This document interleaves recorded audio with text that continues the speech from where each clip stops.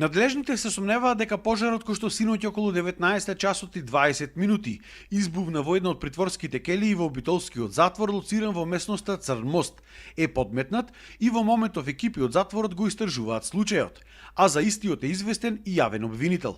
Неофицијално дознаваме дека во келијата каде што настанал пожарот имало 4 притвореници, а вкупно во одделението имало 18 притворени лица. Службените лица од КПУ затвор Битола најпрво со ПП апарати пробале сами да го изгаснат пожарот, но бидејќи не успеале, веднаш почнале со евакуација на 18 притворени лица кон шеталиштето за притворени и повикале на дворешно обезбедување, СВР Битола, пожарна и брза помош. Пожарот бил за кратко време локализиран.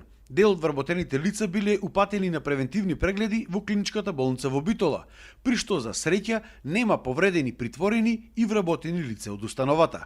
Се вели во денешното соопштение од управата за извршување на санкции. За кратко време пристигнала и екипата на ТПП Битола и огнот бил изгаснат, но поради тоа што системот за вентилација бил од затворен тип, чадот за кратко време се проширил низ целото притворско одделение. Од наша страна е веднаш интервенирано, излезени се 2 возила со 6 пожарникари. Поради големата концентрација на чад, ние се задржавме нешто повеќе, а опасност од проширување немаше. Се изчистија просторите, се извентилираа.